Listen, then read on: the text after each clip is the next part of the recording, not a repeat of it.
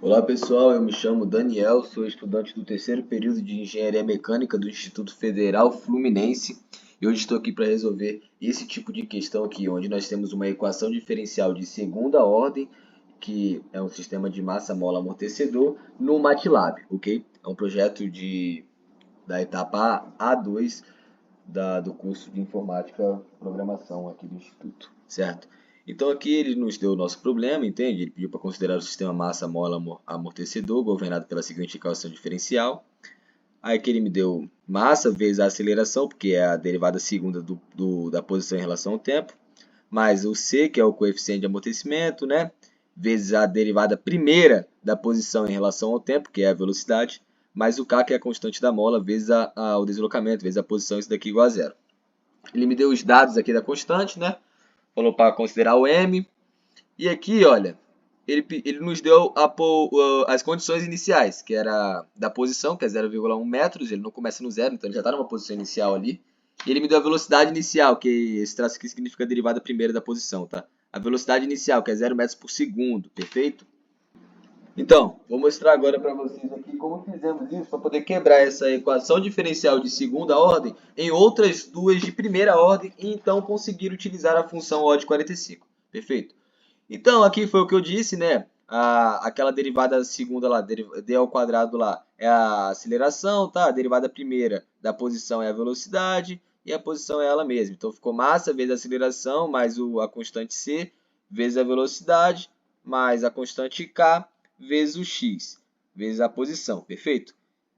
Então, qual que foi a ideia aqui? Olha, perceba, eu isolei a aceleração, né? Isolamos a aceleração aqui e passamos tudo para o outro lado. Então, ficou menos CV menos kx sobre m. Só que a gente deve lembrar uma coisa, a aceleração é a derivada primeira da velocidade, que também é a derivada segunda da posição, perfeito? Então, lembrando disso, eu posso escrever o quê? Que reescrever essa equação aqui dessa forma, a aceleração, reescrevendo como a derivada primeira da velocidade, esse v representa a velocidade, igual a menos cv menos kx sobre m. Eu só trouxe de cá para volta, de volta para cá, essa parte aqui da equação, entende? Só mudando a constante a aqui, porque aqui nós temos uma derivada segunda e aqui nós temos uma derivada primeira, ou seja, uma equação diferencial de primeira ordem. Só que perceba, nós temos duas variáveis aqui, olha, a velocidade e a posição. Então precisamos de mais uma equação para resolver esse sistema. E agora sim, temos a nossa segunda equação diferencial de primeira ordem. Derivada primeira da posição é a velocidade, perfeito? E é com esse sistema aqui que nós vamos resolver esse problema do sistema massa-mola-amortecedor, tá certo? Então agora eu vou dar uma pausa aqui no vídeo, nós vamos lá para a interface do MATLAB para poder te explicar o código feito e assim você conseguir entender o passo a passo, perfeito? Então vamos lá.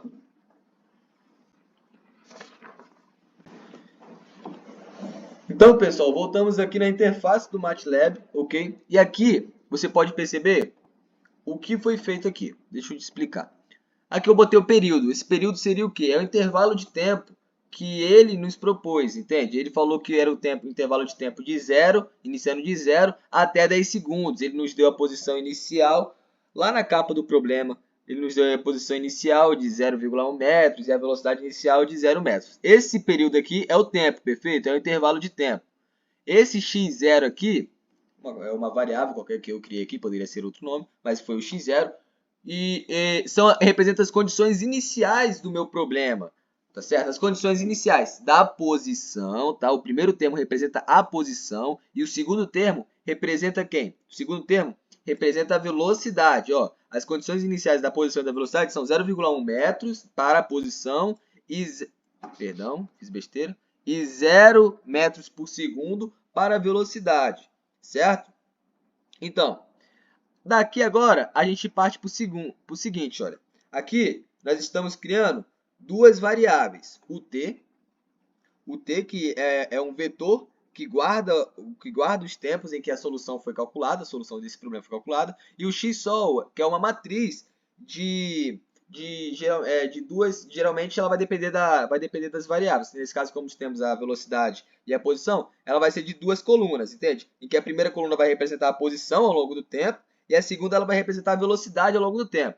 E quais são os valores, tanto para esse vetor quanto para essa matriz? Vai ser dado a partir disso daqui, olha, a partir dessa função O de 45, que foi aquela que eu introduzi lá no começo para vocês, que resolve equações diferenciais de primeira ordem, perfeito?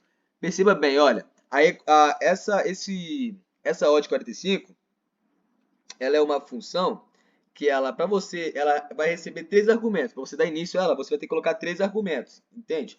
Ela recebe 3 argumentos. Quais são esses 3 argumentos? Esse @edos aqui, esse comando edos, que ele é o manipulador da função, né, que vai definir o nosso sistema de equações, perfeito? Esse período aqui, que é justamente o nosso tempo aqui que definimos, de 0 a 10 segundos, e as condições iniciais, que é o x0, que nós definimos aqui também, perfeito? Então, o valor tanto para o tempo, tanto para o vetor aqui t, que é o vetor que guarda os tempos em que a solução foi calculada, e tanto para essa matriz aqui x-sol, serão os resultados, porque a O de 45 ela recebe esses 3 argumentos e ela retorna 2 valores, que é o vetor t e a matriz x-sol, perfeito? Que a matriz contém, né, as soluções das variáveis do sistema de equações diferenciais ao longo do tempo, perfeito?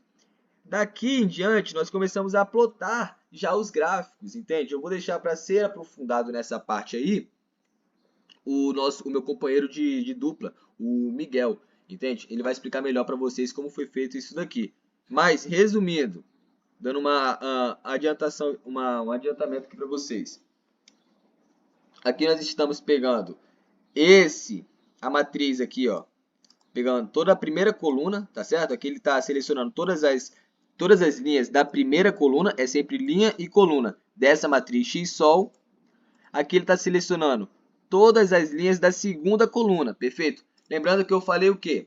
Eu falei que a primeira coluna representa a posição ao longo do tempo. Então, ele está pegando a posição ao longo do tempo, tá vendo aqui? Isso daqui representa a posição ao longo do tempo. Então, aqui a posição é sempre esse em relação a esse daqui. Aí vem esse, que é a segunda coluna da minha matriz x-sol, que representa a velocidade ao longo do tempo. Por isso que tem esse outro t aqui, que faz referência a essa coluna aqui. Perfeito? Então, nós vamos o comando plot, que é para poder plotar esse gráfico.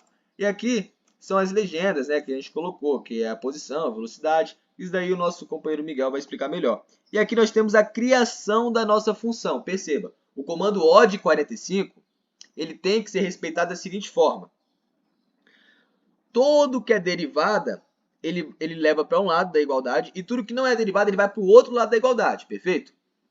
Se voltarmos lá no nosso sistema de equações que definimos lá, de duas equações diferenciais de primeira ordem, você vai ver que é justamente isso daqui, olha, dx dt, derivada em relação igual. Aqui representa o meu sistema, tá certo? Esse x2, quem que é o meu x2? O x2 representa a velocidade. E o x1 representa quem? O x1 vai representar a minha posição. Então perceba, olha, derivada aqui em relação ao tempo, representando a minha velocidade, primeiro termo lá do meu sistema, tá certo? E aqui é o segundo termo do meu sistema lá. Quem que é o segundo termo do meu sistema? 1 sobre m, né? Porque não tem como colocar tudo aqui em cima, mas é menos c vezes x2. Lembra que eu acabei de falar que o x2 representa a velocidade? Então aqui é menos c vezes a velocidade, menos kx vezes x1. E o x1 eu falei que representa quem? A posição, perfeito? Então aqui é menos k vezes a posição sobre quem? Sobre m, tá certo? Por isso que eu coloquei isso daqui. E esse comando function foi feito para poder criarmos a nossa função. E aqui nós criamos a nossa função, que é um sistemazinho de duas equações diferenciais de primeira ordem, que foi aquele que definimos lá no PowerPoint, lá na apresentação de slides que eu fiz com vocês no começo. Beleza? E aqui o comando function é para poder finalizar a nossa função. Aí agora eu vou deixar para o meu companheiro Miguel, ele dar run, né, nesse código aqui para vocês verem como está funcionando e como é o gráfico também. Ele vai explicar melhor o gráfico e vai dizer para vocês, de acordo com o gráfico, se o sistema é super amortecido, criticamente amortecido ou subamortecido. Perfeito? Muito obrigado pelo minuto de atenção de vocês. Fala galera, boa noite. Aqui quem fala é o Miguel, estudante de Engenharia Mecânica no IF Campus Itaperuna, e estou junto com meu parceiro Daniel apresentando este código aqui. E vou dar prosseguimento, vou fazer uma análise gráfica, né? Análise gráfica desse código. Como o próprio Daniel disse anteriormente, ele explicou sobre o plot, né? Esse código, essa função plot, ela puxa uma matriz posição em relação ao tempo e uma matriz de velocidade em relação ao tempo. Então, essa função é exatamente a que vai plotar o gráfico para a gente, né? E aqui embaixo temos a função legend, que vai nos dizer exatamente a função, vai nomear, né, a função plot aqui de cima, né? Ela nomeia a de posição aqui de cima e nomeia a de velocidade. Lembrando que aqui nesse x label aqui temos o nosso tempo em segundos e no y label temos a nossa posição em metros e a velocidade em metros por segundo, né?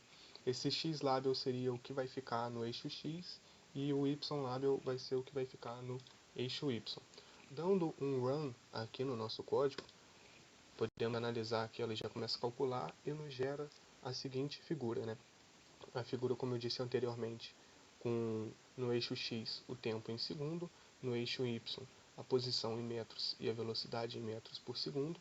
No canto superior direito temos aqui a descrição do gráfico, que a linha em azul é a linha de posição e a linha em laranja é exatamente a velocidade. Isso daqui é a legenda do gráfico, né? E esse x label é o que está determinado aqui no eixo x e esse y label é o que está determinado aqui nesse eixo z, né? Eixo y, perdão. Aqui quando analisamos a seguinte figura, né? Quando paramos para analisar o gráfico da posição, a gente consegue observar que ela nos proporcionou um gráfico de subamortecimento, né? O gráfico de subamortecimento tem essa característica, que ela não é contínua e nem cresce, ela tende a vir a zero, né? E isso acontece nos gráficos de subamortecimento. Aqui a gente pode analisar que o nosso gráfico ele não foi tão suave, ele gerou picos assim, por conta do nosso intervalo de tempo ser muito pequeno. Se ele fosse um intervalo de tempo maior, com certeza essas seriam curvas mais suaves, né? Então, galera, é isso que a gente pode tirar como um aprendizado, que este gráfico ele é de subamortecimento e um gráfico de posição por tempo e velocidade por tempo. Muito obrigado por assistir até aqui e até a próxima.